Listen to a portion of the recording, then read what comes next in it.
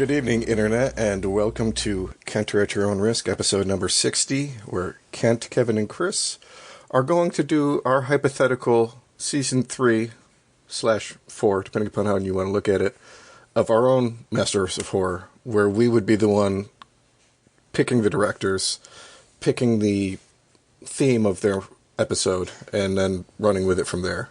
I don't think we're going to get too deep into the weeds on this one. It's more of like a fun little exercise. But I am definitely looking forward to it. So I have had a really busy month, not necessarily a bad one, but I haven't had a chance to do a lot of media partaking. How have you guys been? I have been pretty good. I've been very busy at work, but yeah,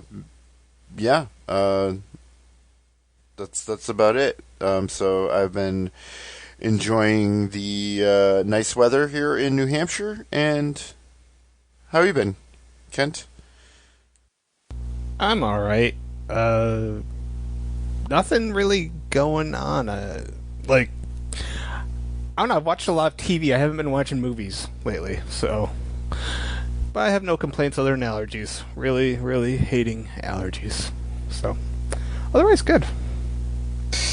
Well, in that case, why don't we have Kevin, you lead off and tell us, give us an idea of what your thought process were for your choices, and then lead us through them. Well, my first thought process was, and I started making this list a long time ago on my Samsung notes, and it was to pick 13 that you guys would have not picked.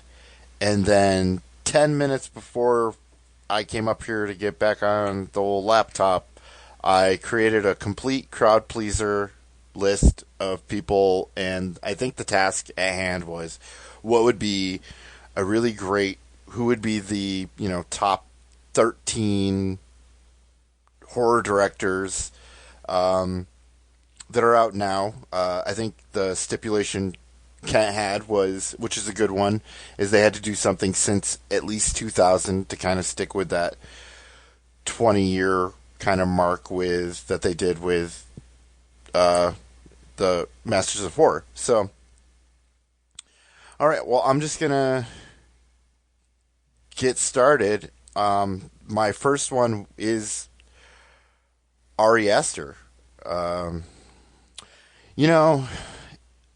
Who did Hereditary and Midsummer. I think it would be a really great episode. I don't know if I could even come up with what it would even be about, but I think something about cults would be really fun. Maybe not for the first episode, but either way, I think it would be a good one.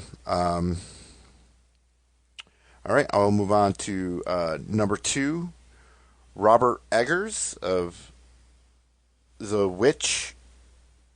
And really, is that really the only real horror film? The Lighthouse. The Lighthouse. Is it horror? The Lighthouse is kind of like a downwards... The Lighthouse is just as much horror as like Jacob's Ladder. Some people call it horror, some don't. Oh, okay. All right, yeah. It's that art house kind of section. It's A24 stuff. Yeah. Even if not, he's got Nosferatu coming out this year in October. So. Oh yes, yeah. So, yeah, I think maybe doing a classic monster movie. Like we wouldn't want to do Nosferatu for him. Maybe something werewolf would be fun. And it would probably be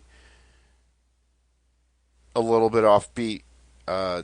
Like The Northman that he did was probably his most straightforward movie. Have you guys seen that? Yeah. I didn't.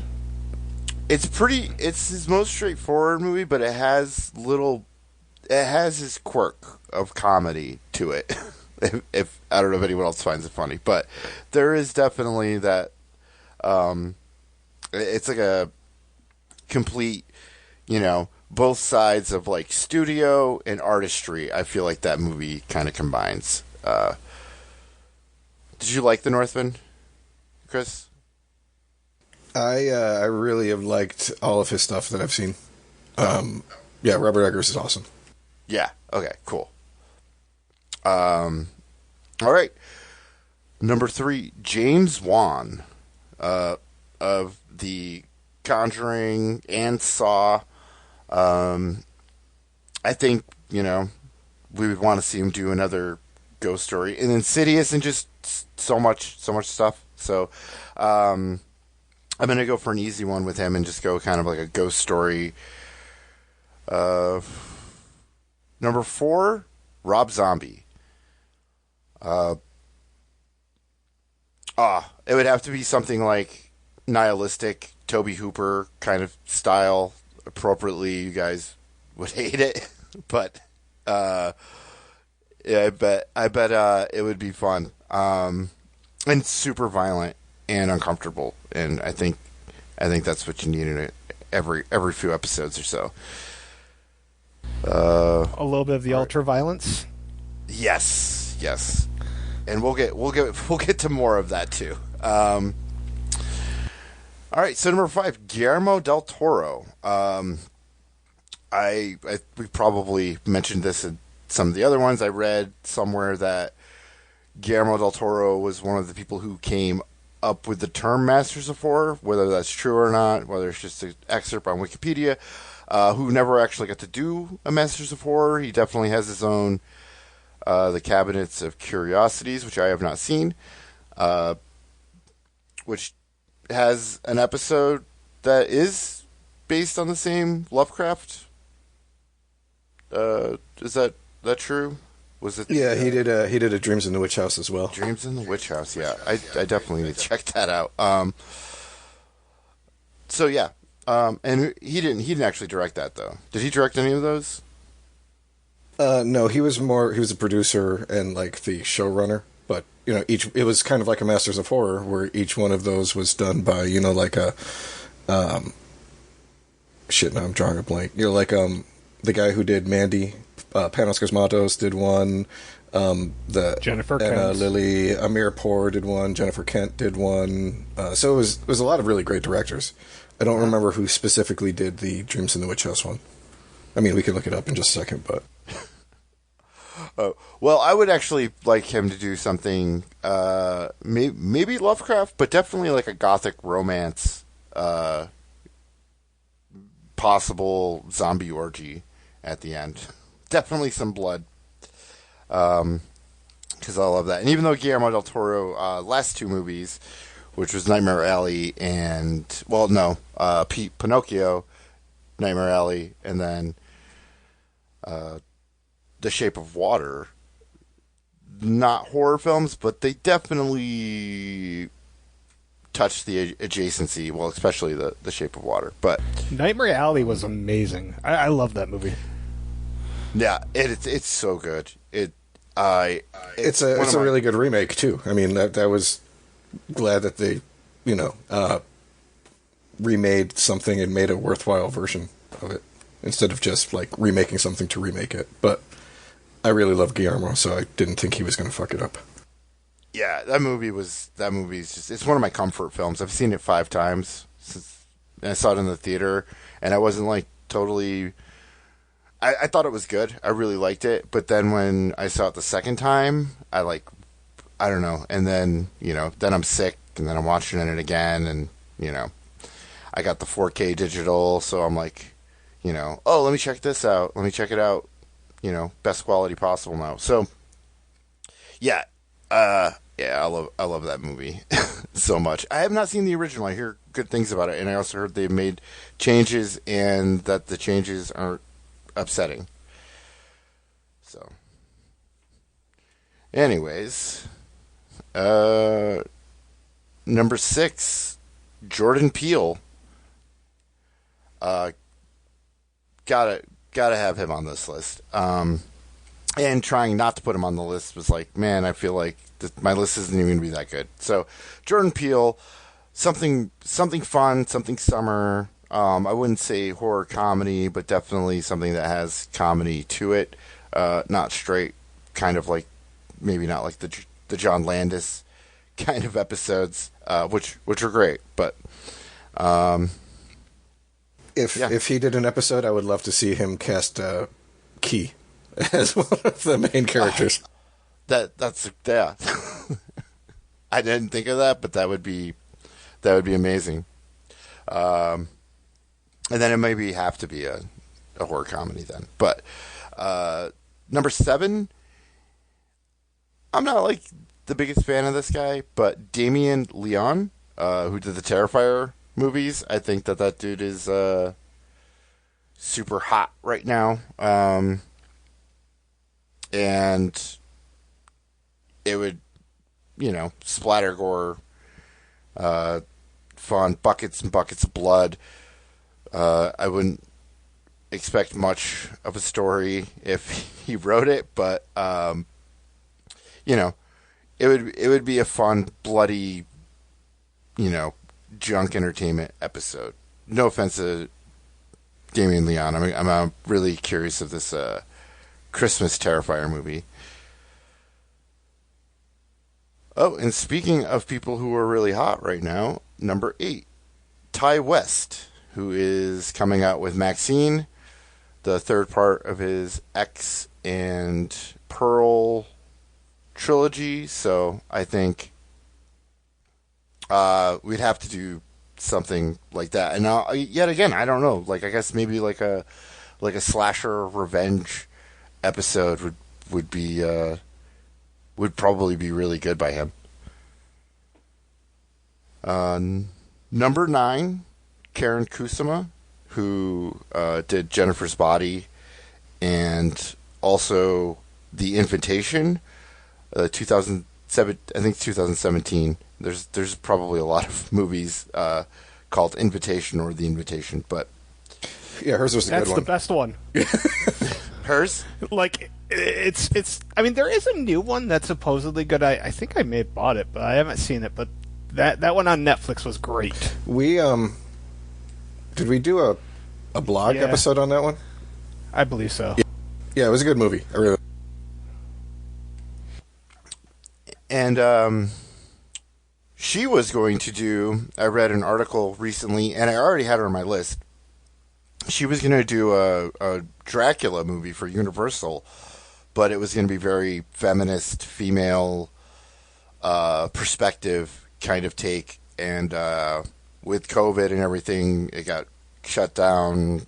I mean, it really didn't even get started. So, put down before it really even got put into effect. But that, I don't know. I just read that like a week or two ago, and that sounded really interesting. So.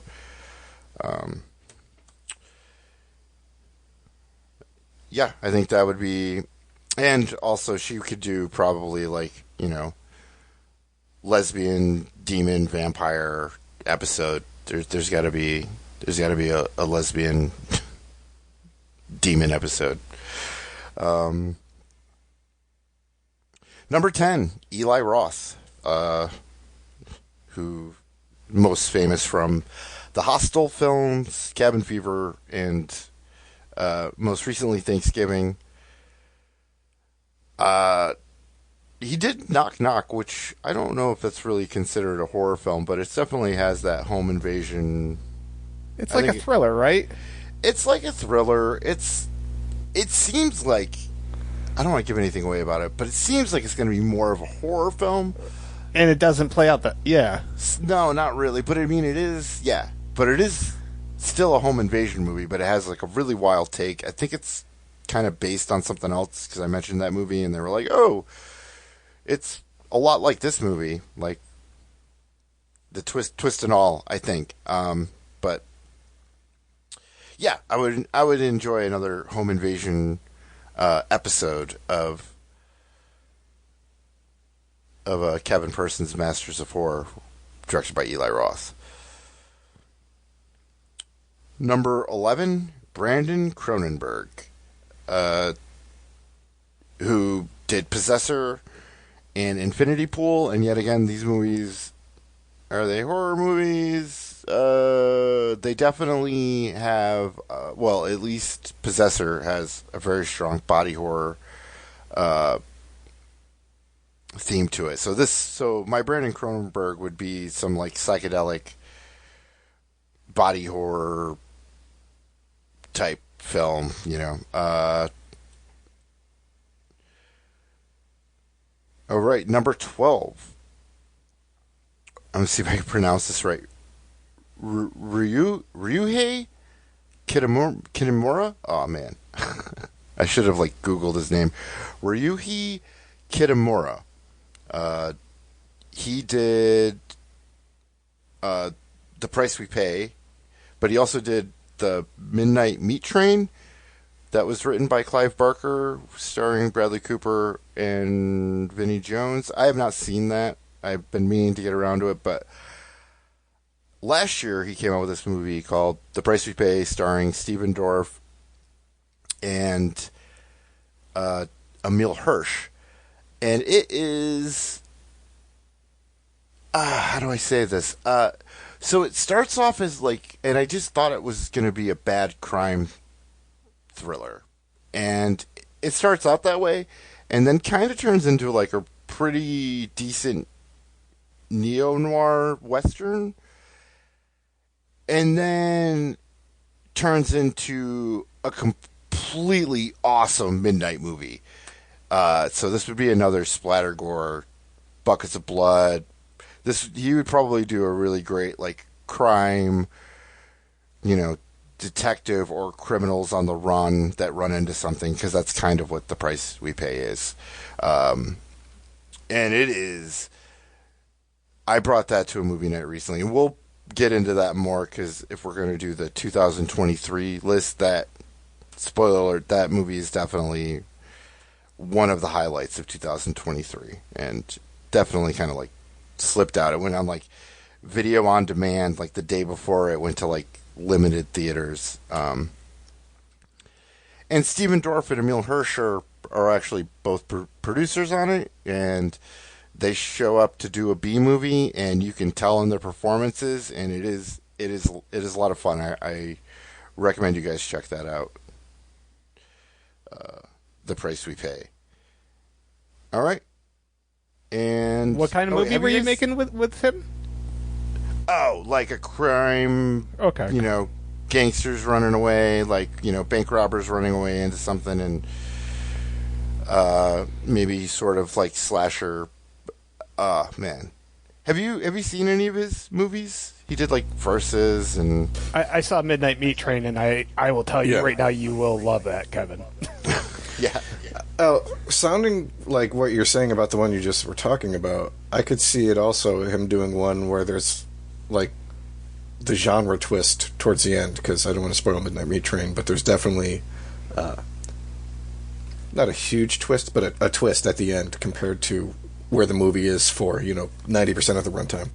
Also, Kevin, this would be the episode that you would have to cast Steven Weber into. Oh, because I feel Steven Weber needs to be in each one of our episode seasons once. I feel it's important. Yeah, but what about Jonathan Schick too? That's fine. Who's Jonathan Schick? He was the guy who did the Washingtonians and The Circle from the yeah. Oh well, all right. So Steven Weber would be the cop. Yes. And is he Jonathan, drunk? Yes, drunk cop on the run. Maybe has some ties with Jonathan Schick, and but he's like a bank robber and on the run, and then bam, something like Jennifer happens. Perfect. I'd watch that. Yeah, people are getting their dicks ripped off in this episode. Oh shit. Steven Weber, you better watch out. No. Okay. So, number 13, lucky number 13. And this is actually the same as my original list. David Gordon Green. And yay! Guys, what kind of episode would David Gordon Green do? He's got to redeem himself for. He's going to license something specific, something that's beloved, and then he's going to run it into the ground and take up 90% of Kevin's season's budget. he's gonna do an Alien episode because he's already taken Halloween and Exorcist. That would be awesome. He's gonna take Alien and The Thing, merge them together, and make it worse than either one. Your words are making me sad. Yeah, Because you know it's gonna happen now. that's why we're waiting for the last episode for David Gordon Green. Because if he fucks it, it's on him. Yeah. What was it? Oh, I was thinking Phantasm, but that probably isn't as beloved to people as Exorcist or Alien. Yeah. So that is my 13, guys. Sweet. Do you have any honorable mentions? You know, like maybe like a humorous one or two, or was that it? Okay. I don't know about humorous, but so I have people that didn't make the cut. David Robert Mitchell, who did It Follows. Alex Garland, Men. Jennifer Lynch, who really did Chained. I took her off because she only really did Chained, Boxing Helena, and Surveillance. And, like, I don't know if any of those are really horror, but she did some episodes of The Walking Dead, which would have been good enough for Fear itself. So, Alexandra Aja, Robert Rodriguez, and yeah, that's about it. There's one other, but I'll leave them off just in case you guys get to them, because I'm sure Kat has all of those somewhere in his list. All right. You got anything you want to add about Kevin's cat? Or I mean, it was remarkable how many of them we have the same in our top 13, which doesn't surprise me. I was expecting it to be more because he started out almost 4 for 4 right off the bat. I was like, he did start 4 for 4 on my list. And then that was it. So, oh gosh. Kevin, we shared 4. I had 9 that you did not have. Oh, nice. Yeah, that's cool. Yeah, I had those were the first. There was like 4 off the top of my head that I was like, these are obvious, you know. So that means you didn't have Jordan Peele? I did not know. But I don't remember if it was exactly the first 4. It was Okay. Ari Aster, Robert Robert Eggers, James Wan, and Rob Zombie were his first 4. Okay, so yeah, it was 4 out of the first 5. Okay. All right. Well, all right. Well, we're getting to you, Yeah. right? Yeah. So I will just take off. So when I do my list, I'm going to start at the bottom from least to the most, and not necessarily the order that I would put the episodes, but like the one, my number 1 would be the one that would, you know, hopefully be everybody's Favorite episode? yeah, Cigarette Burns or, you know, Dear Woman, you know, not necessarily their number 1, but, you know, the one that I think is probably the most deserving of the Master of Horror title.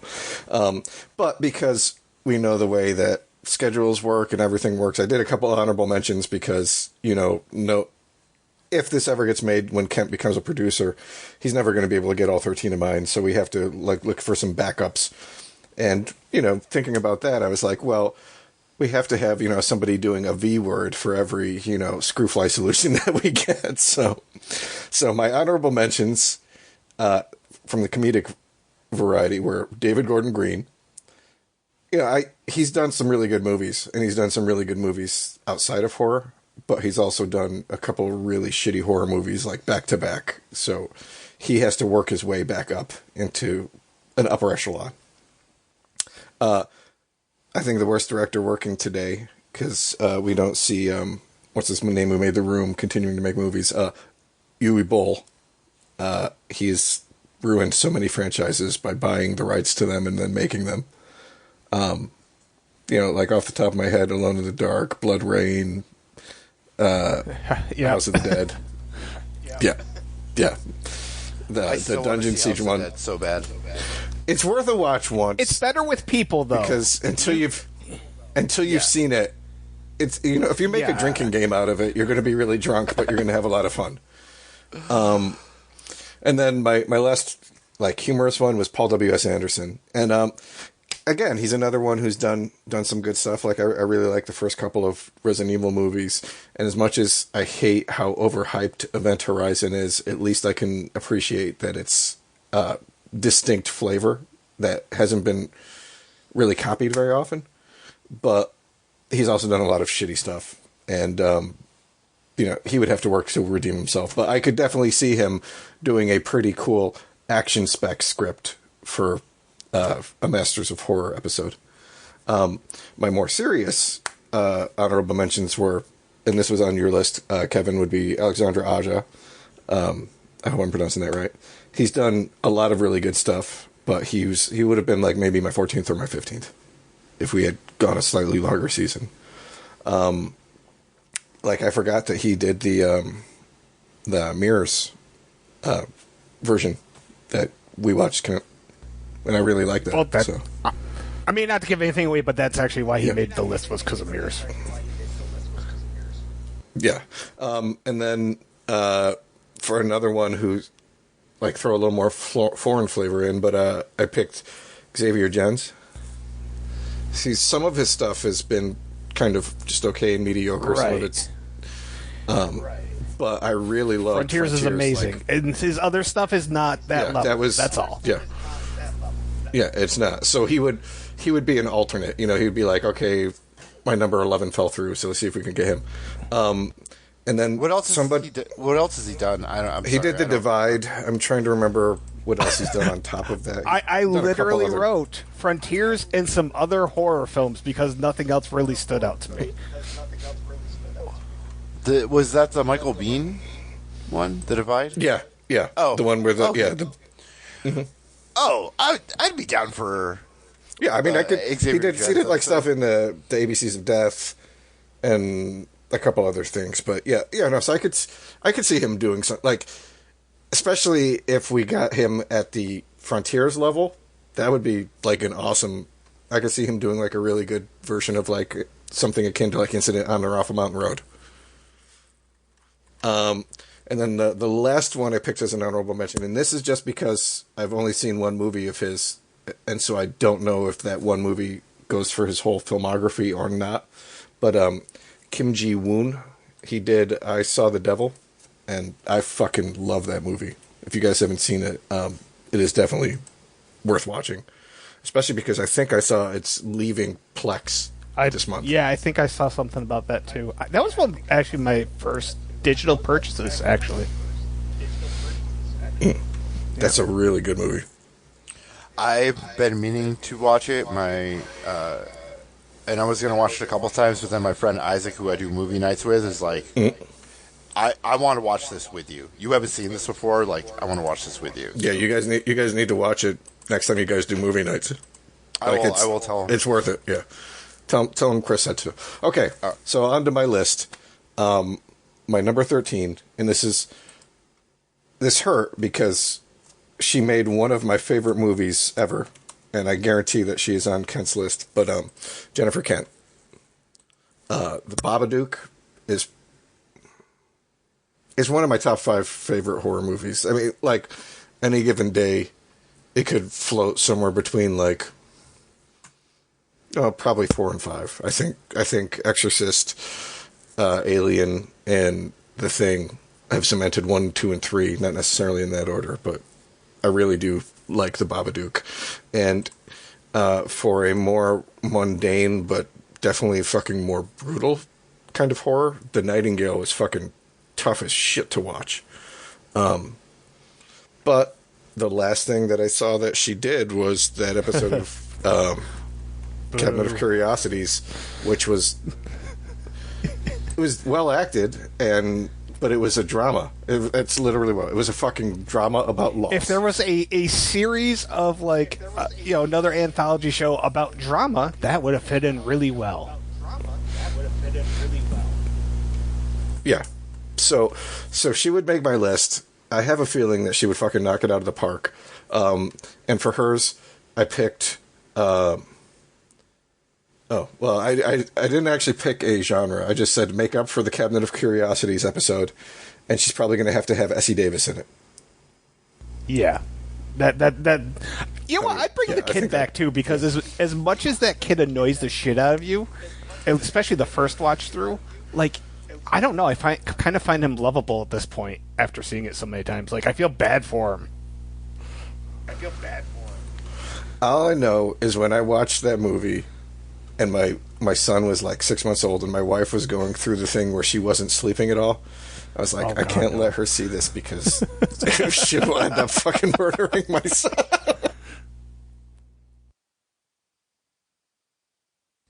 All right. So my number 12 then, and this is one that we shared, Kevin, was Robert Eggers. And I chose for him period horror, and I said it's probably got to be a black and white episode. I don't know if Nosferatu is going to be black and white, but I could fucking definitely see him hitting it that way. I think the images released are, I don't know if I actually saw images or just AI imaginations. But who's Nosferatu? Is it Willem Dafoe? Bill Skarsgård? Well, Willem Dafoe played him in Shadow of the Vampire. Shadow of the Vampire. I think he's playing. I don't know if it's actually Van Helsing, but the Van Helsing character in the Nosferatu story. I think it is Bill Skarsgård who's playing. Like, that guy just fucking blew up in horror everywhere. In the remake, Count Orlok. All right. So moving on, my number 11 would be Leigh Whannell. He has done a lot of writing and producing, but he was the director for Upgrade, Insidious Chapter 3, and the remake of The Invisible Man. Itself, though? Which? No, I think he might have written one, but yeah, he only has seven directing credits. He's got 3 coming up, and he's doing the Upgrade TV series, which is supposed to be out this year, which I'm really interested in seeing because I really like the movie. And he's the one who's doing the remake of The Wolfman, so hopefully that ends up turning to be better than the Benicio del Toro version. But like, he's definitely a fucking great writer. I mean, he was one of the writers for fucking Saw. And I chose for him a modern horror remake of something. Probably, since he's doing a bunch of Universal horror modern remakes, something similar to that. But I really, really liked his take on The Invisible Man. So, moving on, my number 10, and I know I'm not going to pronounce this right, but is Andre Overdahl? Yeah, Troll Hunter guy. Does that sound correct? Yeah. Troll Hunter guy. Yeah. Autopsy. Troll Hunter, and he did the Autopsy of Jane Doe. Scary Stories to Tell in the Dark wasn't as good, but and I haven't seen The Last Voyage of Demeter yet, and I know that a lot of people weren't giving it great reviews, but they were saying it was okay. But between Troll Hunter and The Autopsy, I really, really like those 2 movies, and I'd like to see what he could do, maybe with a little less studio interference, but a little more like showrunner direction, a little like assistant. I could see him really doing something really good. So for him, I would like, this would be like a Nordic supernatural horror kind of thing. I don't know if there's a spot where those 2 genres mix, but that would be my choice for him. My number 9 is the first one, well, actually the second one on my list that we mirrored, Kevin, and that would be Ari Aster. I really like your idea about the cult. I was thinking, like, I wasn't thinking that there was a through line in this stuff, but now that I see that there is, I was just like, anything that he could do, because I've really liked all of his movies. Hereditary, shit, we had like a 2+ hour discussion just on that single movie. One of those movies that that everybody just talks about ad nauseum at this point, because there's so much to dissect and digest. I don't think we've ever really had a long discussion on Midsommar, but that would be another one. And I haven't seen Beau is Afraid yet, but I really want to. So, yeah, so he made my list, and I would just give him free reign and let him fucking go. The thing about Hereditary is I loved it the first time I saw it, and I was like blown away by it, but I didn't get it. Like, it really wasn't until like, and then I went and saw Midsummer in the theater because I was like, oh, this dude's got a movie out in the theater, I'm gonna go check that out. And then I saw Midsummer, and I was like, this is even better. So like a couple of years later, I rewatched Hereditary, and like I finally, I don't want to say I completely get it, but at the end, I didn't. I don't know if I don't want to give it all away, but I didn't quite understand who was who at the very end. You guys know what I'm saying? Yeah.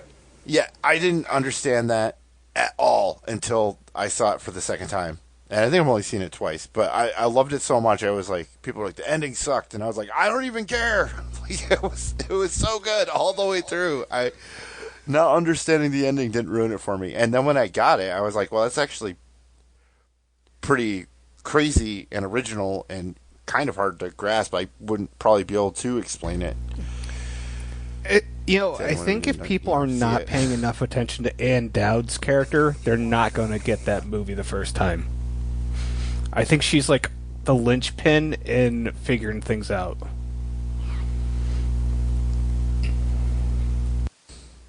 Yeah, I agree. Because the second time you watch it, you're kind of like, oh wait, I kind of remember she's involved in some way, but I didn't see it coming. I didn't see that movie at all coming. Like the telephone pole and the little girl in the backseat. So much of that movie just surprised the shit out of me. But, I mean, Toni Collette did a fucking amazing job. The kids did a great job. But the scene that really made me, like, sit down and think that I fucking love this movie wasn't even anything scary, which in this movie had some fucking great scares.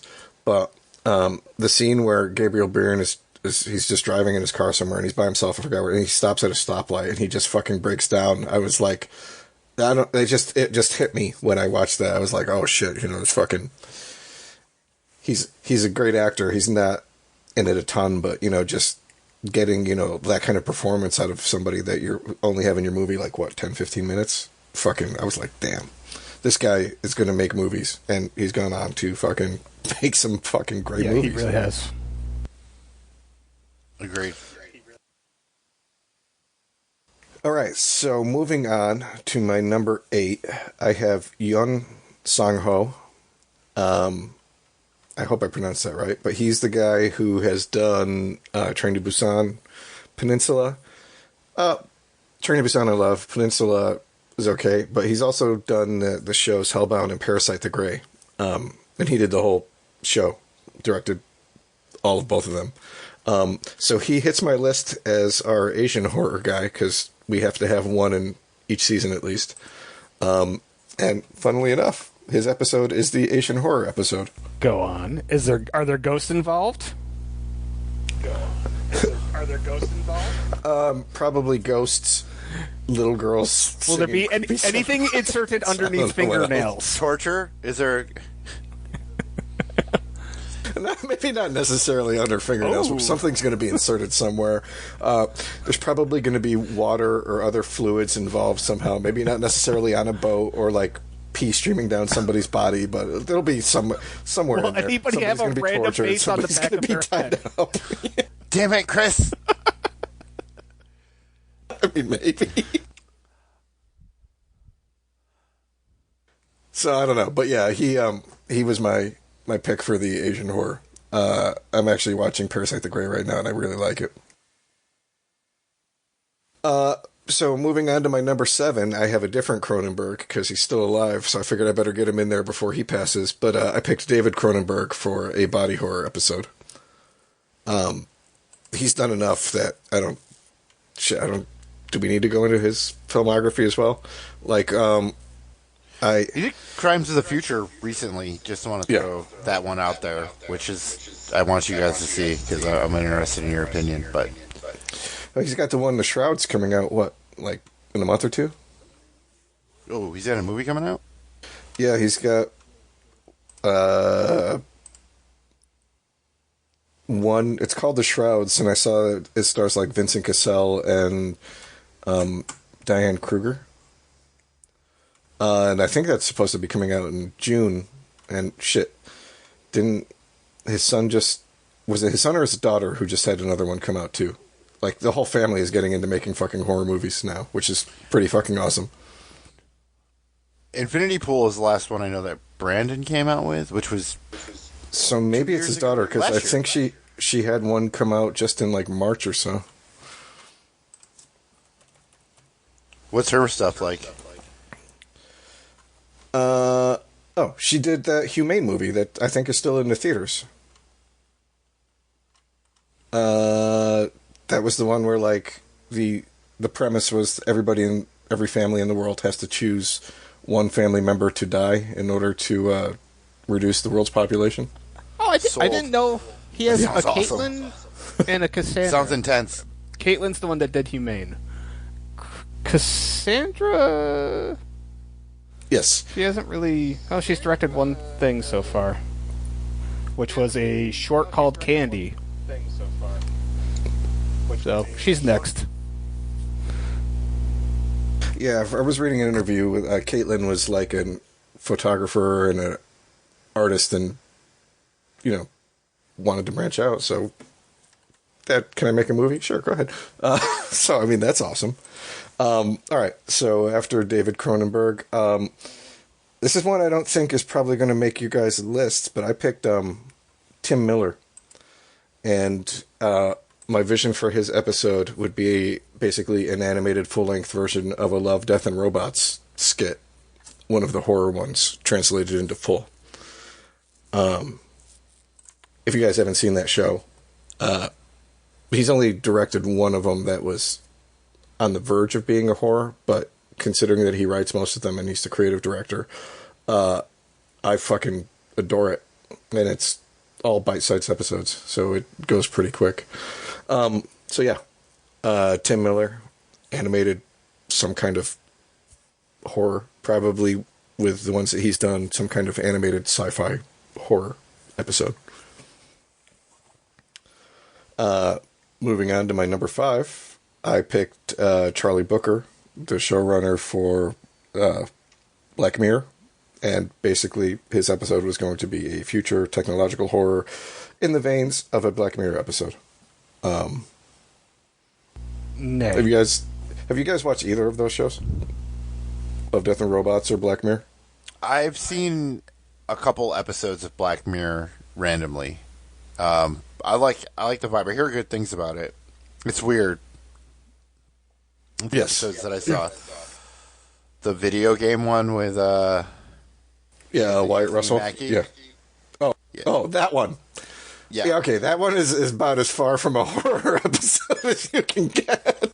No, it's super strange though. Yeah, it's not horror, but yeah, it's so that was what the first episode of like season 3, 2, I don't know. Yeah, that was the first episode of season 3. Of the first one, and it turns out I wasn't. And then I saw some other episode. I don't remember what it was, but yeah, it's the problem with Black Mirror is the first episode, like taken as a whole, it's a good episode, but when you explain it to people, like the whole premise just stops them and they don't go further in, which is where the real good stuff is.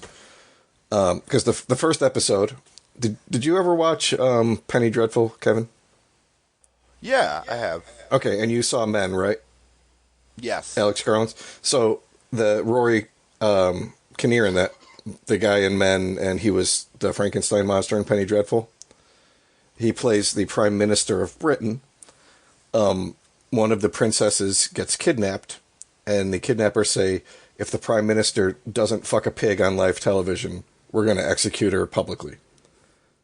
So the whole episode is about them trying to figure out a way to get him out of that, and then they can't, and he has to fuck a pig in front of the entire world. And it's, basically ends with him going through, like, the PTSD of having to suffer that in order to save somebody's life. And, he's not getting reelected. His life is probably over at that point. And then the show just goes fucking out into the weeds from there. But But yeah, I think both of those shows are definitely worth watching. And if you have Netflix, you can probably binge both of them in a couple weeks. You just sold me on that. Yeah. That was the first episode of Black Mirror? Yeah, that's the first episode of season 1. Sold. And the horrific ones are fucking dark. Like, even the non-horrific ones, because it's just a dark look at the horrors of technology. But some of the ones that are, like, horror-themed go fucking dark. Like, I would love to hear what you feel like after watching Crocodile. Anyways, moving on. My number 4 would be Scott Derrickson. And he's the guy who did Sinister 2, unfortunately, Deliver Us from Evil, the Black Phone, yeah. And my choice for him would be some kind of supernatural horror, and it would have to star Ethan Hawke. So he also did Exorcism of Emily Rose. Oh yeah, I forgot. That was the first one. That's a really good, underrated movie, I think. Is it? I think it's one of those that slipped through the cracks where not enough people saw it, so it doesn't get a lot of hype. People who have seen it, I would say it's pretty, like, favorable. The problem with it, too, was that it came out right in a whole, like, 3 or 4 year period where there were, like, 5 or 6 different exorcism-named movies coming out. And Haunting in Connecticut. Yeah. Exorcism of... The Exorcism of Emily Rose, The Taking of Deborah Logan, like, all of those movies came out within, a relatively short period of each other, and they were all similarly themed. So the good ones kind of got overshadowed by, like, the shitty ones stealing a lot of the credit. Oh yeah, The Last Exorcism too. Actually, I liked almost all of these movies that we just mentioned. I love Taking of Deborah Logan. If people... Yeah, that's another really good one. If people listening to this have never seen it, find a way to go watch it. I think the director's name is Adam Robitel, and I don't know. He did Escape Room, the first. Well, there's only 2 Escape Room movies, but yeah, I don't know. I think that's just such an under the radar movie, and I'm pretty sure we've talked about it quite a few times on here. Like that and Pontypool, we've probably brought up a significant. We've brought Pontypool. Yes. All right, so my number 3 is going to be Mike Flanagan. And he did, the last movie that I remember him doing was Dr. Sleep. But he did, like, a whole bunch of shitload of stuff on Netflix in the horror genre. He did Hush. Oculus. And then Oculus is the best thing that he's done. Yeah. I think. I don't know. Did you watch Midnight Mass? I haven't watched any of the Netflix stuff, so out of movies. Midnight Mass is really good, and Hill House is good, Rice. Haunting of Hill House is really good. Blind Manor, hit or miss, right? I want to say I want to say it was like 9 episodes. Like for the first 7 episodes, it's a good show, but it's not as scary as Hill House. And then I want to say like the last 2 episodes, it fucking kicks in, and I think it's scarier than Hill House. But you have to go through like a slow burn to get there. The Midnight Club was good, but considering it ended on a cliffhanger and it's never getting finished, that one you can skip. Midnight Mass is fucking awesome. That one is another one that... There's a bunch of shit on Netflix in my list, actually, that you should see. And then my last 2 were the last 2 on your list that we... that matched up with you, Kevin, but Guillermo. He's done so many different types of horror, too. But for my episode for him, I chose him to do a gothic horror with some kind of European overtone. So maybe something like a mix between, Crimson Peak and Pan's Labyrinth, somewhere in like the junction between those 2. So that's the episode you're spending 90% of your budget on. I don't know, because it's going to depend on what my number 1 does. Because that's James Wan. And then, and then think about how... I think if he continues going the way he is, and we did like a Master of Horror episode 10 years in the future, he might be up there with Carpenter and Craven. Because, I mean, think about he started Saw, he started Insidious, he started Conjuring. Dead Silence. He's done the Aquaman movie. He did a Fast and the Furious. Well, I mean, yeah, that was scary for a fucking... Still frightening, Chris, okay? Yes. Hey, I'm Team Turd, guys. You leave. So I don't know. Like, I was like, it would be... He's done so much stuff, it would be difficult to pick a specific thing for him to make, so I would give him free reign. And... Oh, didn't he do Malignant? Right. So, I mean, there's another one that's significantly different from the other shit that he's done. Yeah. So yes, I would be like, James Wan, have at it, man. Please don't use all my budget so I can afford the Guillermo fucking episode 2. So there you go. That was my list, too. All right. Now, the moment that nobody's been waiting for. My list, which is just... basically a combination of Chris and Kevin's list, but with new ideas. So, gosh, I think I have all of two new people to add to the list. So yeah, you guys really did good. So number one on my list, I start off with Rob Zombie. There's no point in me going over like what they've done if we've already gone over it.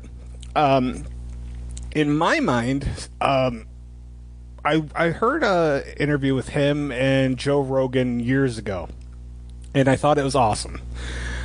And they got talking about the circus. So in my opinion, not going with the Captain Spaulding, but going more with like an old school like period piece freak show. I think that'd be a lot of fun. Like.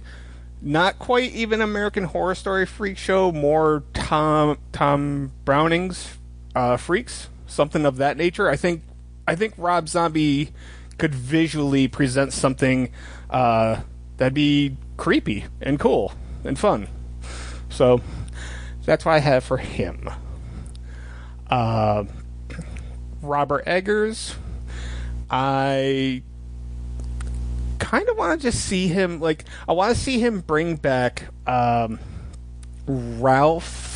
Ineson. I don't know how to pronounce his name. The dad in The Witch, the dude with the awesome voice.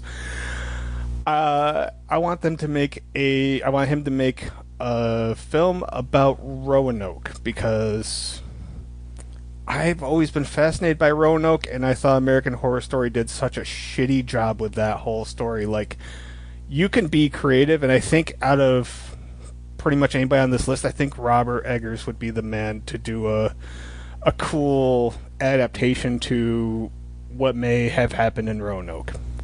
That would be a cool choice. I like that one. Thank you. What is Roanoke? Do you want? Go ahead, Chris. You're the smarter one. I think it was Virginia, wasn't it? I was thinking Virginia or Carolina, so yeah, we'll go Virginia. So there was a colony named Roanoke that was established before the United States was the United States. I want to say probably 1600s time frame. They sent a ship over. They started building stuff. They sent the ship back to Britain to get more supplies and more colonists. And when those guys came back, they found all the buildings that they had built, and none of the people were there, and there was no signs of whatever happened.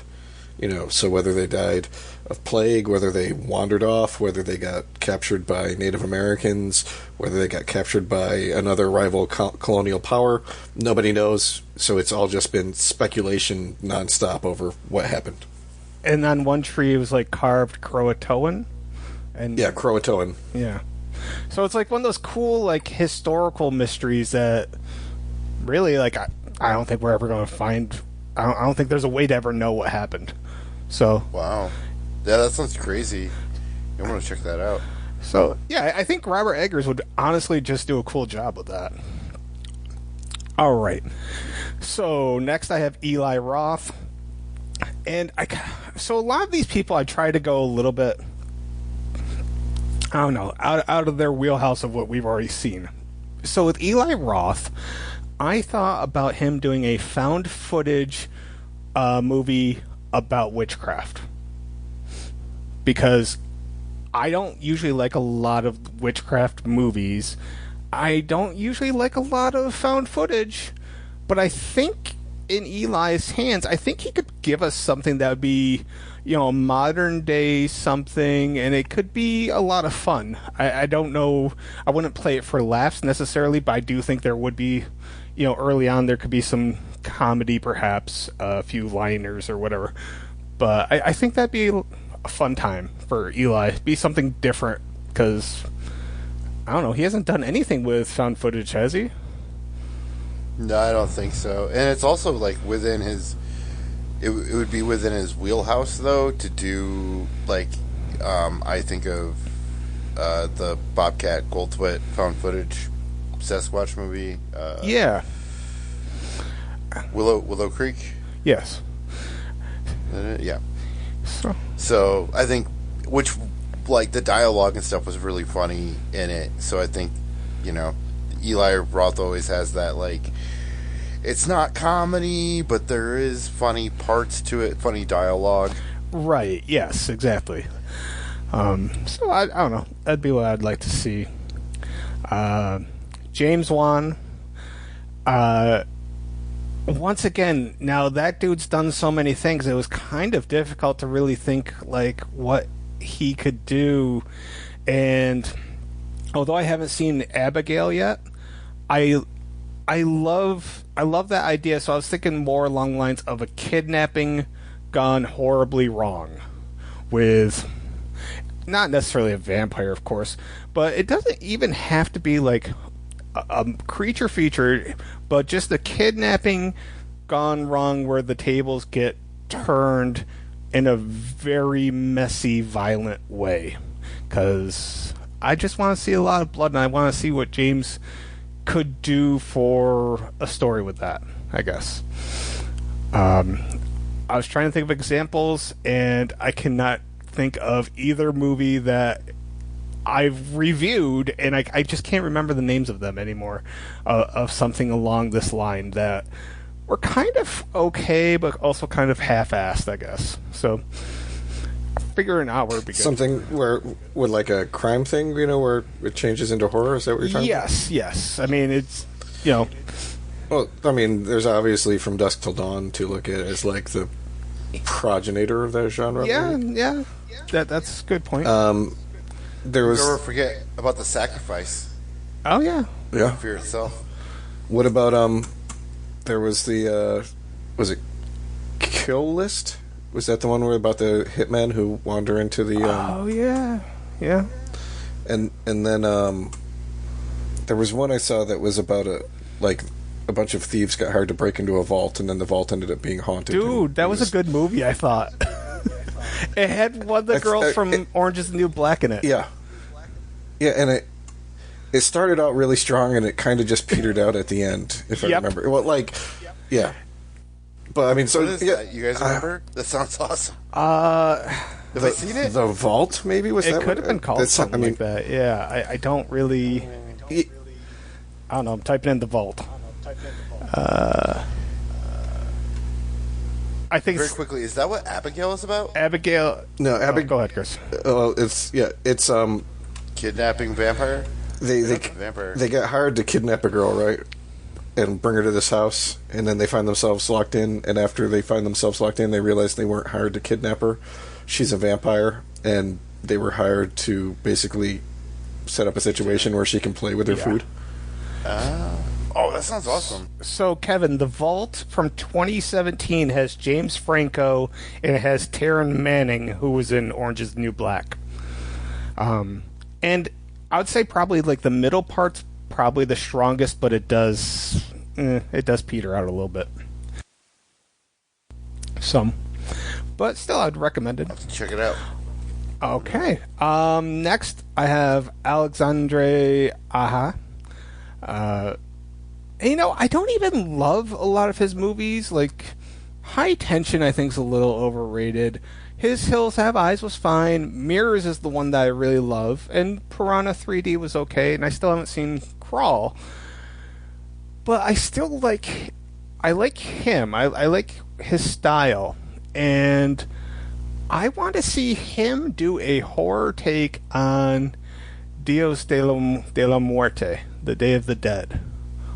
I don't know. Have we ever gotten like a horror version of that, like based on that history or that's whatever it is?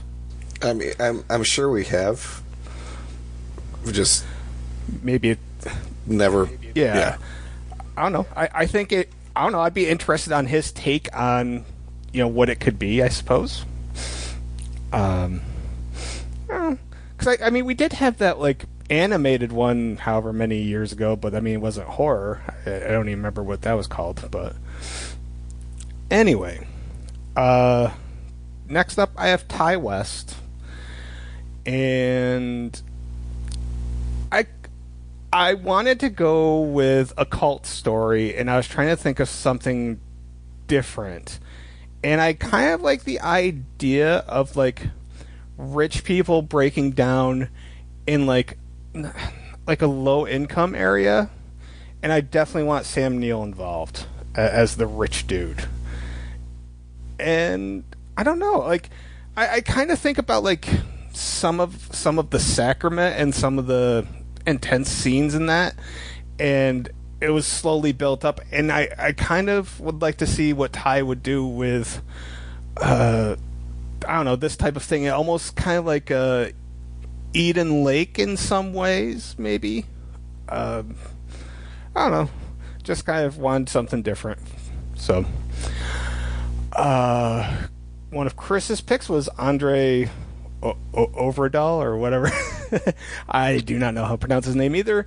I just want a story of a writer going to a foreign country. I was thinking Africa or South America or even Australia, but like, I don't know, probably like one of the first two. And he's going there to do research on a book, and it just goes darker and darker, kind of like Serpent and the Rainbow, except, he never gets out of the country, obviously. It just kind of everything that, every single idea he has to eventually kind of get out just does not pay off for him. And I don't know, hell, it could even be Europe. I mean, obviously he's good with Troll Hunter, so I'd like to see it. Scott Derrickson, obviously had to have him on here.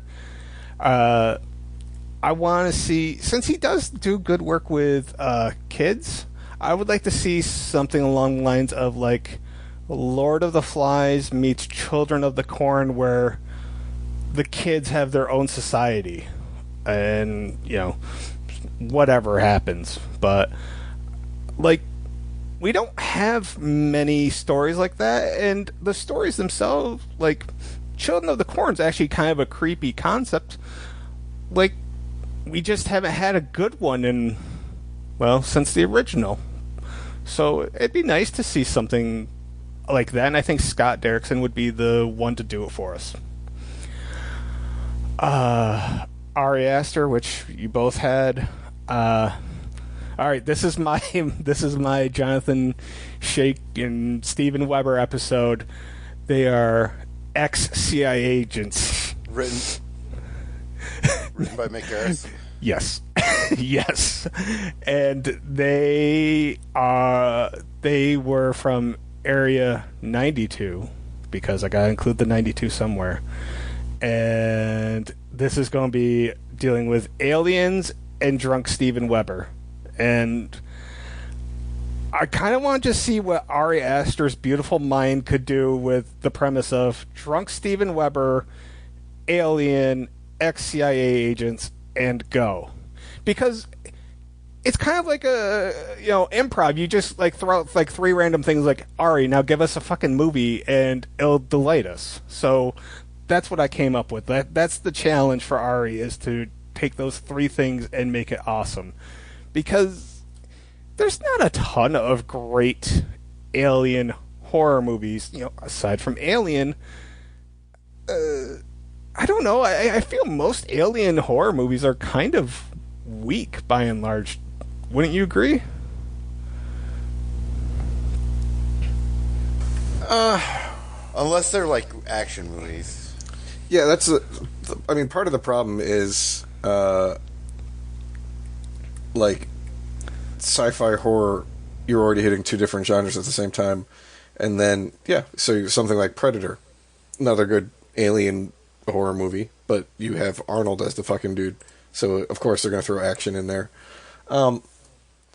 I mean, it also depends on what do you consider, like, how far alien are we talking about? You know, The Thing is technically an alien horror movie. You have stuff like Leviathan, but then you have the other end, you have like Deep Star 6. So I'd say there's probably it feels like there's rarely like a middle line. Like it's either good or it's something my dad would have rented from Video World and forced me to watch. I guess I would like to see something. You know how good Honeymoon is without giving away the ending, like how that whole thing was built up. Yeah. Let Ari Aster do something like that. Dude, that would be another good one. I would watch that. Good job, Kent. I have Damien Leone from All Hallows Eve and Terrifier, and this is probably the cheapest way I'm going to go about it, but since I don't think we ever really need a full movie, I think it'd be cool as hell to get a fucking beginning story of Art, like his childhood into adulthood, and see like what made him how he is. And I mean, obviously I was going to use the Joker as an example, but it's an example, but obviously it's not a horror movie, so I want to see what made Art into whatever the hell Art is, and just an origin story. Why not? I mean, we never get origin stories in the Masters of Horror, but whatever. I'm breaking rules here. I don't care. I just want to know. So, I want the ratings, Kent. You just want the ratings. Everyone's gonna watch the Terrifier episode. So, my next one's kind of a combination of both of you. I want to see a joint project between David and Brandon Cronenberg. And I was trying to think of something that could possibly... I was trying to think of, like, what's the craziest thing, and I was like... I was thinking of Baskin, so I was like, virtual reality in hell. And just see what the hell kind of set pieces and makeup effects and whatever weird shit they can come up with. It's virtual reality, so it's unlimited potential as to what kind of mindfuckery they could do with virtual reality. And then I was just like, let's just throw it in hell and see all the stuff. Like, there's my budget right there, probably, is the whole set design for this, and I'm all for it. I think it would probably not be the most beloved episode, but I think it would be a visual masterpiece, and I'd be okay with that. Fine. Thank you. I'd love it, Ken. Finally, the last one. Next to last one. This is number 12. The directors are actually Radio Silence. Matthew Bettinelli, Olpen, and Tyler Gillette. They make up Radio Silence along with some other people, I believe. They directed Scream 5 and 6, Ready or Not, Abigail, VHS, and they worked on one of my all-time favorites, Southbound. And something that we haven't seen yet, I assume both of you have seen the movie Go, where you have 3 stories that all kind of tie together. Boom, let's do that with these guys, because they did. Yeah, well, there you go. Saw it at Chris's house. I mean, because Southbound kind of did that to an extent. Tantra, baby. Yeah, these guys are great. Like, they are probably the most under the radar people, as far as I'm concerned. I mean, if you think about, like, those are good movies that they've already done. I didn't realize that those guys did all of those together. Yeah, those were all fucking good. Well, I haven't seen Abigail yet, but I'm hearing good things. And I didn't love Scream 5 and 6, but I liked them both. I love Ready or Not. I love Southbound. And VHS was okay. So, yes. And finally, the Asian horror section of this is... I'm going to botch this name, but it's Takashi Shimizu. He is the director of the Ju-On and the American The Grudge films. Also did Howling Village and a movie called Marabito, which I don't even know how I end up watching it, but I did watch it. And they're all fucking weird-ass Asian horror, I don't know. I don't watch enough Asian horror to really know. So in my mind, I want to see 3 prisoners try to escape a prison underground, but they enter into some ghostly, monstrous realm where shit just gets crazy. And at the end of the day, at the end of it, you're just like, what the fuck did I just see? That's all I ever want out of episode 13. I just want something that's got ghosts, visually appealing, and at the end I'm just confused and I'm okay with it. That's what I want. So, that's my list, but I also did make some side lists, and I kind of just wanted to run through them really quick, and if you guys had any comments. I made this list is Kent. We don't have the budget for this list. And I included Guillermo del Toro, James Gunn, Ridley Scott, Sam Raimi, M. Night Shyamalan, David Gordon fucking Green, John Krasinski, Steven Soderbergh, Frank Darabont, Jordan Peele, Steven Spielberg, Paul W.S. Anderson, and Mike Flanagan. That would be the most expensive season ever, and if they could possibly make that happen, by all means, that'd be amazing. And then I was surprised that nobody mentioned M. Night, but I was like, all right, whatever. I think I mentioned this in chat with you guys. Like, I was working on like a list of like directors that are now dead, so they'll never get a chance for our theoretical thing. So my 13 people. Wes Craven, Alfred Hitchcock, William Friedkin, who did The Exorcist, Bug, and an episode of Tales from the Crypt, Roger Corman, who did a bunch of like Edgar Allan Poe stuff, like The Raven, Pit and the Pendulum. He also did Little Shop of Horrors, the original one. George Romero, who we just know from all the dead, zombie movies. Terrence Fisher, who did a lot of like, I think it's like the Hammer horror, like he did Horror of Dracula with I can't even think of his name anymore. God, Christopher Lee, right? Oh wait, was it Christopher Lee or was it Frank? Now I don't know. But yeah, the Hammerhead ones, I don't remember. Well, the Hammer, they had a whole bunch of them, like you would have ones where like Christopher Lee would play Dracula, and then you'd have ones where Christopher Lee would play Van Helsing. Peter Cushing was all over the place with the characters he played too, and Frank Langella was. I don't think he was Hammer. I think it was Frank Langella's Dracula. I want to say that was somewhere around 1979 when it came out.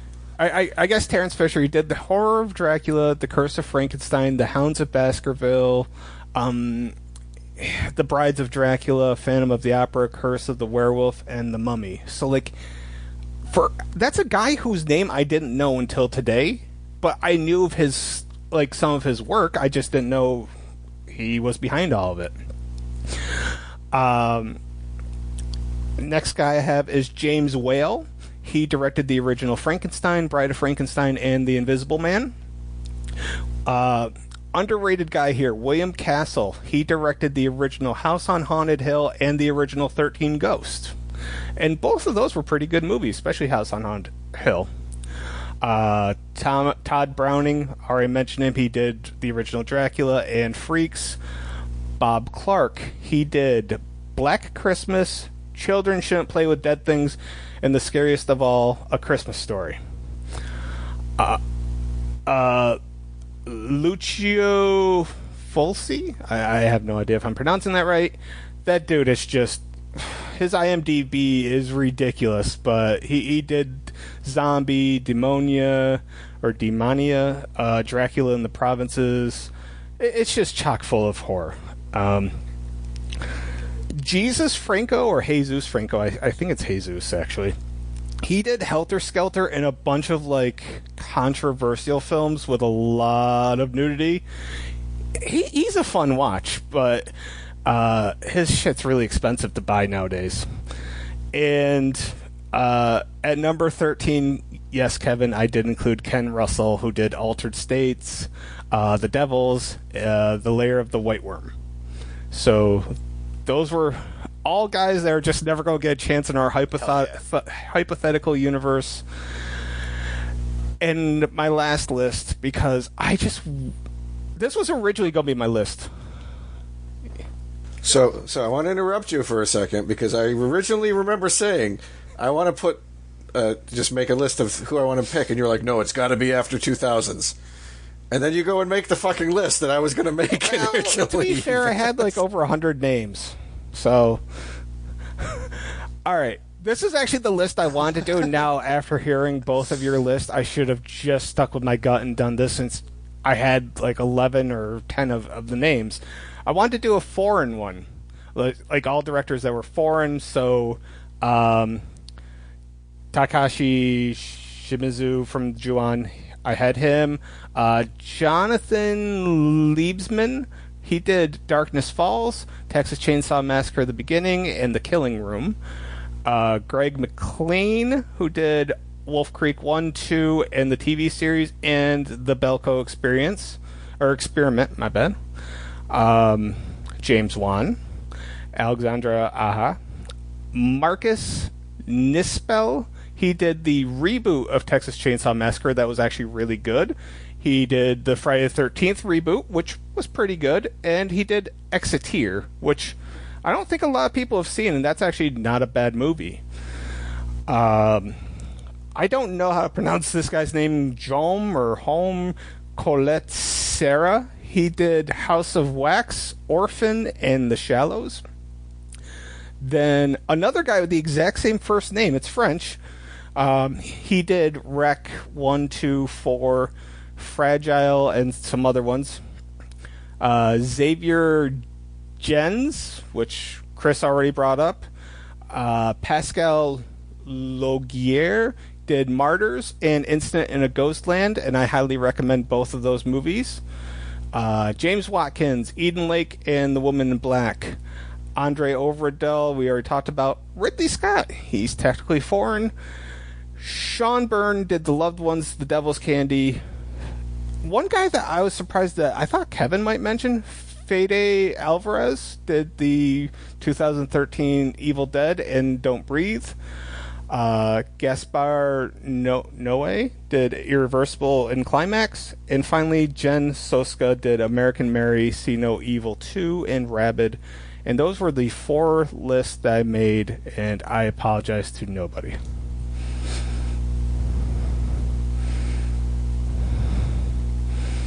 I think you could have gone with Julia Ducournau, who did Titan and Raw. Isn't it? Cool one? Isn't it like I still haven't seen Raw, so I didn't feel comfortable putting that on my list. I'm like, one of them you mentioned, Kevin, the lady that did The Invitation. She was close to actually making my list. Very close. Like the problem with Karen Kusama is she has done so much stuff that hasn't been horror like all in a row lately. Like she was the main, wasn't she like the main director for this last season of what was it, the one with Jodie Foster that they just did on HBO, season 4 of Detective? Yeah, thank you. I have no idea. Wasn't she the showrunner for season 4? I don't either. I think she was. Even if she wasn't, she has been doing a lot of good stuff, but it's all been outside of horror. Like I think The Invitation was the last thing that she did, which was why like I've liked what she did, but I didn't throw her up there. Well, I do like her, though, as a director and a creator. Yeah, Masters of Horror, like, they always have... Well, I always use that, like, bend of they did one thing that was... Honestly, that's why I was going to go with Drew Goddard. Mediocre or Goddard. He did video Cabin in the store. Woods and did Bad Times at the El Royale. Like, it's not... Both movies are awesome, but... Yeah, if I would have seen his name, I would have been like, is he really a master of horror? And I would say no. So...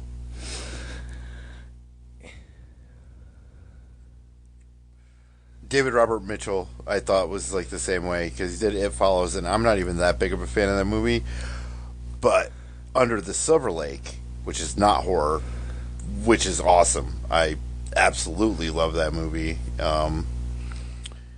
It was, yeah, and it definitely has like horror elements to it, but it's a stoner noir mystery film.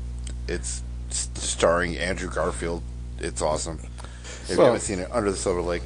You loved It Follows so much, Kent, and I'm sure you're excited that They Follow is coming out. I'll buy it when it's $5. Is that David Robert Mitchell? Yeah, and it's a sequel to It Follows. Yeah, because they put him in director's jail for doing Under the Silver Lake because it like did lukewarm at like some cons or some festival, and then A24 just totally fucked the distribution up to it because I saw previews for it for like a year and I thought it already came out and they like didn't release it, but it was on like the whole previous year. It was on like trailers, like it was going to be at Redbox, you know, and and then it finally came out. I don't know, they just kind of like released it with no promotion at all to it. So, Chris, I was a little surprised you didn't do Marcus Dunstan from The Collector and Collection. Since, well, you know, I like them, but I don't know if I would consider him a master of horror. I mean, I guess a lot of that would end up being how The Collected turns out. Well, see, I avoided like James Wong. He did Final Destination 1 and 3. I avoided Ruben Fleischer, who did Zombieland 1 and 2, and James DeMonico, who did Purge 1, 2, and 3, because and Don Mancini, even, who did like a lot of the later Child's Play movies, because it's like that's all they're known for is like one series, not like anything beyond that. So, yeah, I mean, this was just like Kevin said. I could have spent. You know, we did what, like 70 hours of research for last month, and this one I probably could have tripled or quadrupled that if I really wanted to deep dive, but I was just like, let's take it relatively easy, you know, maybe not go too deep into the woods on figuring out stuff. Yeah, like, who is the one who did Hot Tension and, Alexander Aja, or whatever. Was it, or was it? Yeah, it was him. Yeah. So like you were saying, you know, like some great movies, but you know, would it necessarily make my 13 cut? I don't know. That's the hardest thing too, because I think, you know, if we do one where it's like the 13 best, it's not really a season of Masters of Horror then, because we need to have, you know, like the Mick Garris episode. Yes, you need to have some shit in there to go along with it. That's what gives each season a little bit of personality. And that's why I think Alexander Aja is good, because, and I mentioned this, but for him to go back to his French extremity roots and like with everything that he knows now and doing like American films, I think with that French extremity edge, I think would be an awesome episode. Very, like, you know, the what's the name of it? Last episode of first season. It's my favorite. Imprint? Imprint, yes. We need an imprint. Even though that's not French, not Dance of the Dead? Very extreme. No, I think Rob Zombie could do a good Hooper. He does with everything else. I would have Robert Englund in my Rob Zombie one. Absolutely, because I was doing the circus freak show thing, Robert Englund would fit perfectly in that story. Yeah, that would rule. Actually, I thought that was a really cool sounding one, and him to do like a freak show type freaks, that would be awesome. See, like the other thing that we got to take into consideration too, though, is like think about like season 2 of Master of Horror, where we had Dickerson and what was the one right after that? Anderson for V Word and Sounds Like. And then I don't remember which specific episodes they did in Fear Itself, but I want to say I think all three of us rated the 2 that they did way better than the season 2. So like, it would have been interesting, I guess, if we had done one where we had to like pick 3 or 4 people from like season 2 or Fear Itself, and then continue the thread, like they did in season 1 and season 2. Absolutely. Maybe that's something we can do fucking when we run out of ideas, for just a quick month of content to throw out. I'm choosing Don. Gordon Green. Our season him back. Our season 2 of our Masters of Horror. All right, I think we can move on. Like, we're actually kind of on time. All right, I mean, I'll go first if you guys want. I haven't really watched too much of anything new this last month. Krista's been rewatching Game of Thrones and House of the Dragon to get ready for season 2, so I watched here and there with her while she was going. It's like I would be getting ready for work or whatever. And I've just been catching up on like the couple shows that we watched together. Masked Singer, like Grey's Anatomy, shit like that.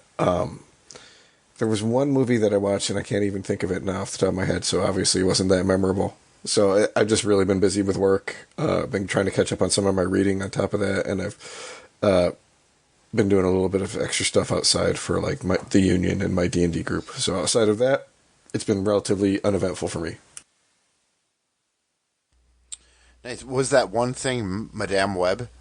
No, I haven't watched Madame Web yet. No, we sat down and we watched something on Prime, and it was a movie, and I don't remember if it was something new or if it was something that came out in like the last couple. It wasn't something old, I can say. Was it Roadhouse? Sure. I watched Roadhouse right when it came out, so that was what, last month or the month before?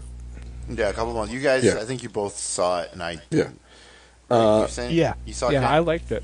I had a good time. I liked it too. Yeah. I'll start researching my Prime list and see if I can remember what it was. I was just curious because I really want to talk about Madame Web because they don't make bad movies that good anymore. Like it's a great train wreck. It's Razzie material. Yeah, I haven't seen. That's on Netflix, right? Yes. Oh, dude. Yeah. Are you? That was it for you, right, Chris? Yeah. If I figure out what the hell I watched, I will pop in. Yeah, absolutely. So we did a movie night with my friend Isaac the other night, and I brought Babylon from 2022. I love that movie. It's so awesome. It's gonna be a future cult classic. But he showed me The Coffee Table. Have you heard about this movie? It's like I think it's a Mexican film. It's in Spanish, anyways. But it's not. I don't really want to say too much about it. My friend randomly watched it today or yesterday. He's like, "I'm watching The Coffee Table." I'm like, "Oh, no shit." I'm like, my friend just showed it to me, and he said that it was a movie that he had to watch with me. And my friend Matt, who just saw it, was like, I feel like it's a movie that the world doesn't need to see. And I thought that was funny. Yeah, and when I looked it up, it was like the sixth most searched film on Google that day. So it's getting some buzz, I guess. But it's not quite a horror film, but it's a crazy Kevin movie for sure. It fits into horror a little bit, but I mean, it's a tough one for sure. But it's one of those where you put horror on it, and then you almost feel like there's going to be some like supernatural element or something going to happen in it, and it doesn't. But outside of that, I don't feel like that wouldn't ruin it at all. And it's called The Coffee Table, and you're like, what the hell is this going to be? And it works really well. I watched like Transformers for Memorial Day this past week, the Michael Bay ones. I really love those movies as fun entertainment. It's flaws, warts and all kind of thing. It's just so much fun. Yeah, I don't know. I'm sure there is other stuff. I think I told you guys I saw Monkey Man. I don't remember you talking about it, but was it good? That was one I was really interested in seeing. It's good. It's not as batshit crazy as I was hoping it was going to be. But yeah, it's pretty good. It's really well done, really impressive. Not only like a directorial debut for Dev Patel, but also a really good, solid, like action star debut for Dev Patel too, which is something that he wouldn't be known for. And yeah, it's good. It's on the I don't know, it's on the top 5 or 6 of the 10 movies I've seen in 2024. The ones underneath it is Lisa Frankenstein, Roadhouse, Rebel Moon Part 2, and Madame Web. But and I saw the Driveway Dolls too, the Ethan Coen brother. I can't even say Coen without saying brother. Yeah, Ethan Coen. His solo. So Joel wasn't involved with Margaret. No, they split. So the Tragedy of Macbeth was Joel Coen directed, and then Ethan Coen directed this one. Directed it. So this one was more fun, more like a Coen Brothers movie than the Tragedy of Macbeth. You know. Not that they're really like pigeonholed into anything really, but you know, quirky crime films maybe. But yeah, it was fun. It was a good one. So and there's a lot of things I want to see, and I haven't yet. I haven't been in the movie theater in a while. I want to see Furiosa. Pretty bad, but haven't gotten around there yet. Oh. Well, I remember the thing that I watched, which was Perfect. Which was Fallout. Have you guys, either one of you, checked that out? Yes, that was my one whole talking point. Oh, sorry. I'll give that to you, Kent. But I fucking loved it. I'm good. And, I'm good. So go ahead, Kent. And then the other thing is that just today, and it restarted up. Have either of you guys watched Evil? No, not yet.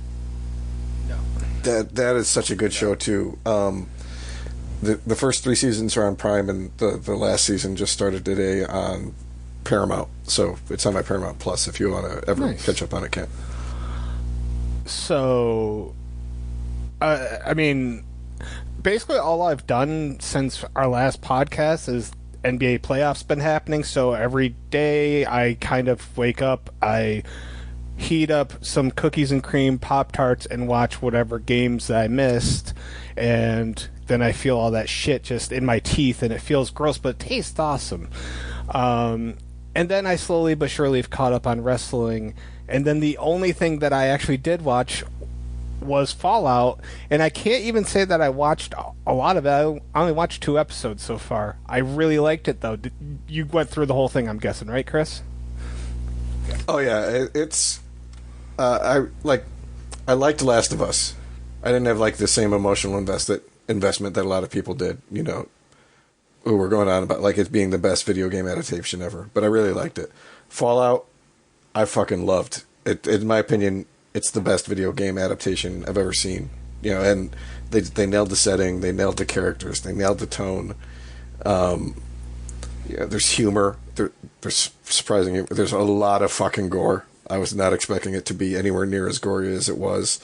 And they just did really well writing the characters. You know, like the main lady, Lucy, she is like so well rounded that, you know, people are even being like, you know, there's no way we can't, you know, we can't be like sexist, you know, we can't be, she's a Mary Sue.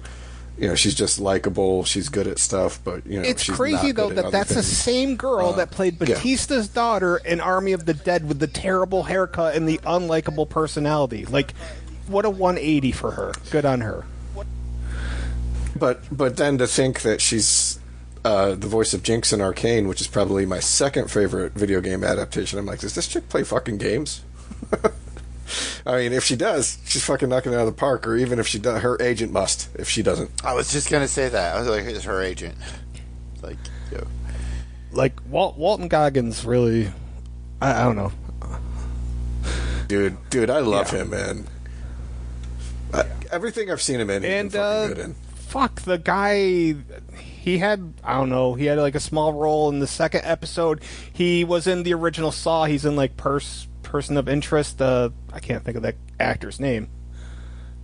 Oh yeah, I always think of him as the dude from Lost. Yeah, but yeah, I know who you're talking I was about. happy to see him, and I was really happy. I don't want to ruin it. I was really super stoked though to see who was in the power armor. Yes, like that fucking made my day right there. Like, yeah. So I'm gonna finish that, and then I think I'm gonna try binging all of Game of Thrones / House of the Dragon, but I've also tried getting back into Elden Ring, and I don't think I can do both of those things simultaneously. I feel that's a tough engagement. So I don't know. I gotta pick one or the other. Are you playing Elden Ring on Xbox. Xbox or PC? Xbox. Oh, well, then go ahead and just watch Game of Thrones. If you're playing on PC, I'd be like, well, obviously we're playing Elden Ring, Kent. But if you're playing it on Xbox, Why not just get? Game of You have an Thrones. Xbox. You can get on and play with Eric and I. I have an Xbox One Series S. So yeah, that so, play I mean, amazing. Yeah. Yeah. Oh, you know what? There was one other thing that I watched. Come on, this is for laughs here, people. Watchmen. And I'm saying this only because of the conversation Chris and I got into. You know what? I just want to be like, I appreciate that you enjoy it. I did not. That was just not for me, and I don't want to go into it anymore. I have a feeling, well, really, honestly, Kent was having a bad day, and something I said just kind of pushed him over the edge. It's funny because Books are bad. fuck book readers, bad. fuck comic That's all I'm readers, saying. fuck them all. Never anything good enough for any of you. Because I felt like before that we were kind of in the territory of like, oh, well, you know, I like the what's his nuts from the faculty, Josh Hartnett, and Kent doesn't. But you know, we could agree to live in that same world. And all of a sudden, it felt like we were in a whole different conversation. I was in some different forum. Dude, I didn't even know I was cracking signing up so for. much, and like the next day I played video games with Eric and Carrie, and I was just like, so Theophilus and I got into it yesterday. And then I just like described the whole conversation, but yeah, I was cracking up the whole time. So, yeah. I was like, I had all of these talking points, too. and I was like, I think it's over. I don't think we're We talking moved on to talking about Tokyo because I can't spell correctly. I was laughing at work. Yes. I have one thing I kind of wanted to talk about quickly. Oh, go ahead. I was just all right. So when I was doing research for this podcast, I was thinking about like, well, that and Fallout. I was thinking of like Silent Hill and Resident Evil, and in my head, I was thinking, is there a world in which we could get like either a TV series or a movie that combines both realms into one? Because I'd like to see that. I mean, I think that would be difficult just because you have, you know, for the most part, one is based on, you know, viral zombie scientific horror, and the other is completely esoteric, supernatural, So here was my otherworldly idea. kind of horror. See, I haven't played any of the Silent Hill games, so I'm probably way the fuck off base here. But I was thinking that, you could have like one of the scientists that were kind of behind the virus, whatever. They pay a visit to Silent Hill, and we get flashbacks of all the shit that went down at Raccoon City while this person's suffering in Silent Hill. That was kind of my mindset. If you could somehow merge them together, it'd probably be a horrible clusterfuck, but I still want to see it, and maybe, you Bull can do it?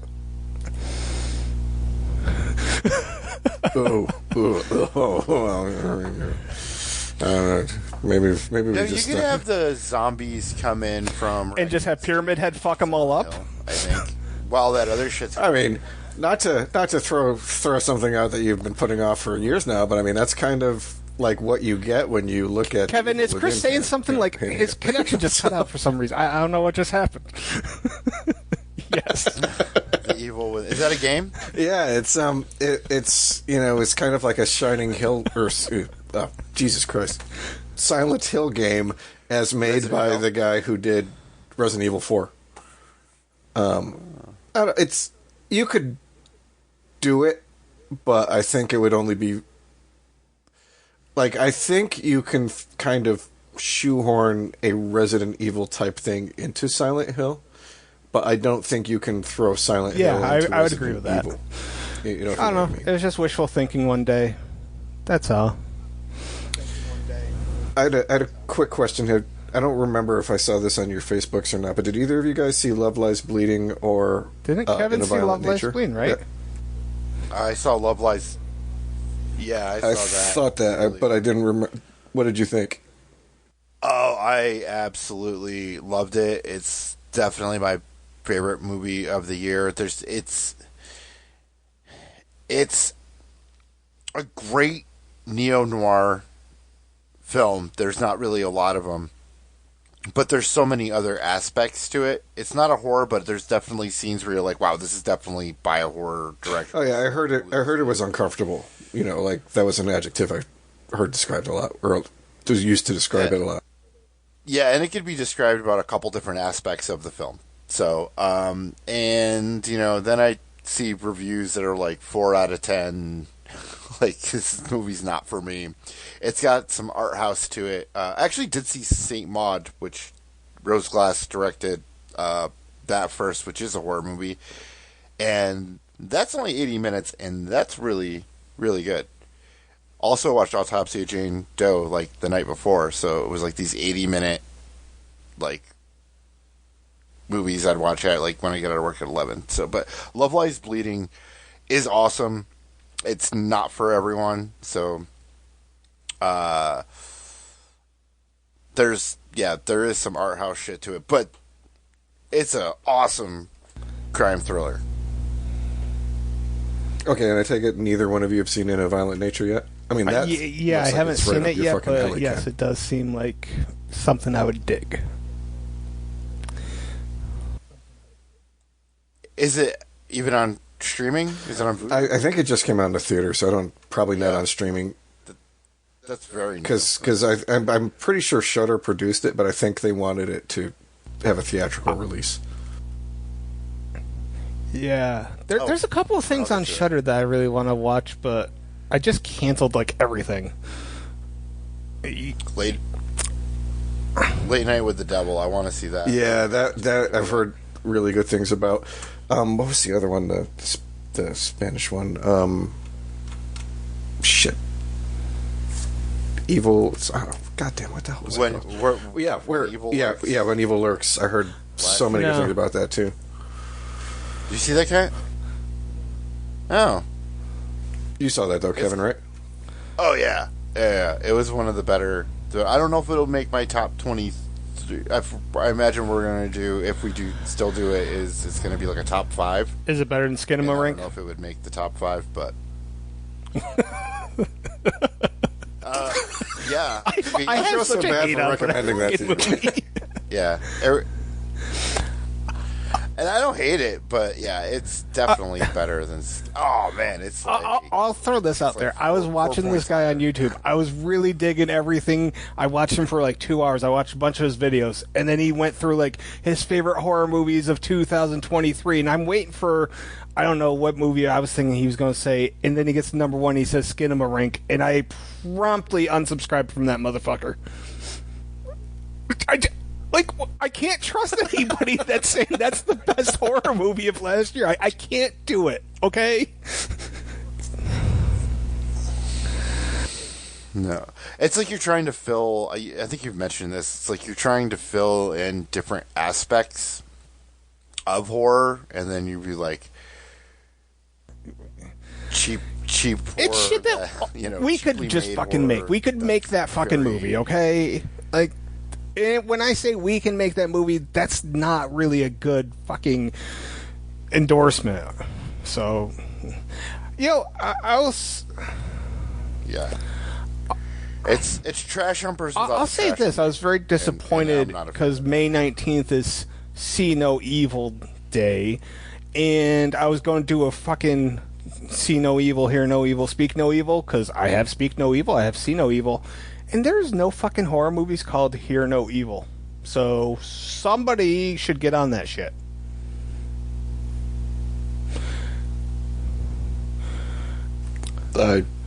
Well, sure. I mean, I bet a bunch of horror producers I would like to think that at least to our podcast. Maybe one does. I don't know, but like, can't we just rename Hush into Hear No Evil someday? Like. I mean, I'll send an email to Mike Flanagan and see if not, then Kevin, you get on the horn with fucking DGG and tell him what we need. Oh yeah, he needs new ideas. He does. I mean, he's showing us that left and right. We need you to remake Hush, but call it Hear No Evil. I'll call up Universal and get those millions. You know what? You'd be there like, go. Hey, Hush 2, Hear No Evil. Yeah, get them. Yeah, Hush 2, Hear No Evil. Break off a couple hundred. That's all I want. Would be good. Yeah, you need like a Bring in only $220 million budget for that. Hey, it's a rousing success. It'll stream on Peacock.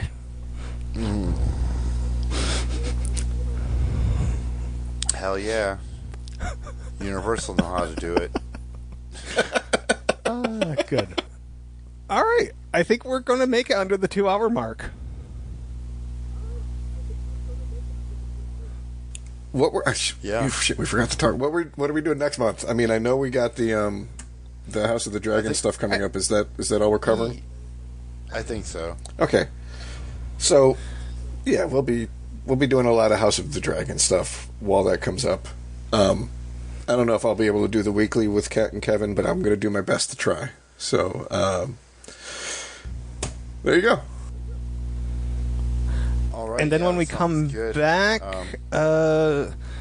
how long's House of the Dragon? Is that 10 episodes, right? I don't remember if it was 8 or 10. I don't remember. It'll be like two or 3 months. Yeah, somewhere. I don't think it was 13, so I don't think so. Somewhere less. 12 All right, or less. so if that's the case, 10, then we probably won't be back until September.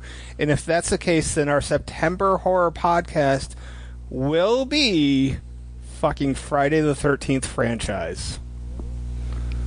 I'm excited. Because all those movies are super short, at least. Like, there's a ton of them, but they're all fucking quick. Yeah.